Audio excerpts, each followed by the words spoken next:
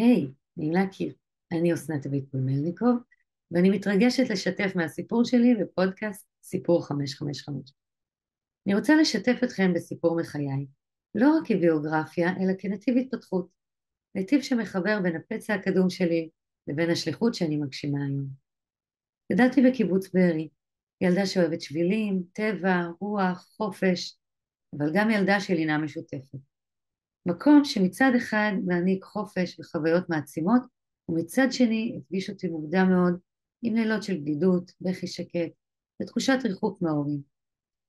וגם בתוך בית מלא אהבה, עם הורים נפלאים, משהו בי הפנים את השאלה, האם אני שייכת? האם אוהבים אותי? האם אני מספיק טובה? ותחושה עמוקה שצריך להתאמץ כדי להיות ראויה לאהבה. במרחב קטן שבו כולם מכירים את כולם, חוויתי גם דחייה והתעמרויות מצד חלק מבני הכיתה.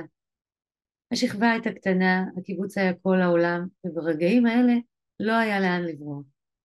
והתחושה הייתה, אם אין לי מקום פה, אז איפה כן?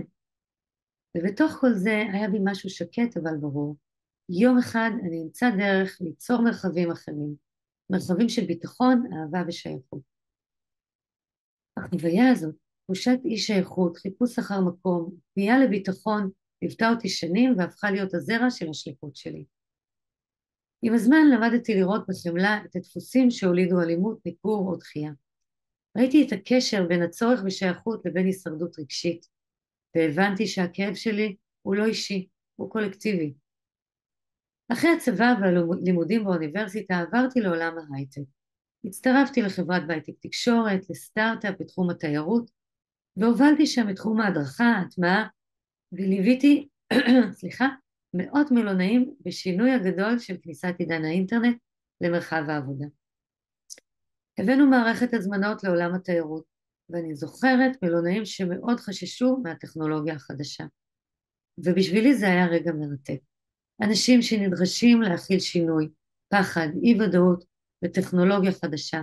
ואני הייתי שם, לשבת לידם, להקשיב, לזהות מה באמת מפחיד, מסבירה, מרככת, נותנת ביטחון ויציבות, ועוזרת להם לעבור את הגשר.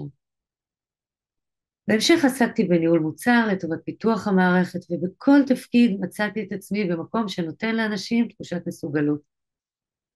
בתוך כל זה התעוררה בי קריאה פנימית.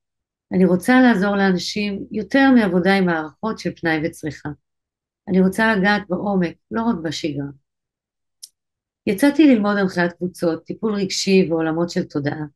למדתי להחזיק מרחבים אנושיים, לעבוד עם פחדים, עם פערים בין מה שאדם יודע למה שהוא מרגיש שהוא יכול להיות, ואיך חיפוי עובד מבפנים החוצה.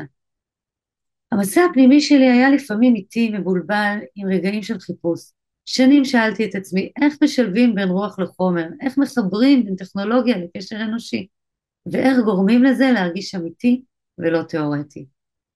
לאט לאט, מתוך ניסיון, פרקטיקה וליווי של מאות אנשים, החיבור נעשה ברור. אני כאן כדי ליצור מרחבי התפתחות ושייכות, מרחבים שבהם אנשים זוכרים את הערך שלהם. ואז הגעתי לביחד. בהתחלה הרגשתי שזו שפה שאני מכירה מבפנים. קהילה, חזון חברתי פרואקטיבי, מודלים כלכליים חדשים, ריפוי קולקטיבי, שינוי דרך קשר אנושי. משהו בי נשם. הגעתי הביתה. מהתנדבות קטנה זה התרחב לתפקיד מרכזי, הובלת קהילת ביחד, יצירת חיבורים, ליווי יוזמות, הנחיית מעגלים, פיתוח תוכניות מעורבות, תקשורת פנימית, ובעיקר בניית מרחבים שבהם אנשים מרגישים שהם שייכים ושביחד אנחנו חזקים יותר. פתאום הפאזל התחבר, הילדה שחיפשה מקום, האישה שמחזיקה מרחבים לאחרים לדבר ולצמוח, המנחה שמלווה תהליכים רגשיים ותודעתיים, מנהלת הקהילה שמייצרת מקום לאלפי אנשים. הפצע הפך לשער, הכאב הפך לכוח, והסיפור הפנימי הפך לשליחות חיצונית.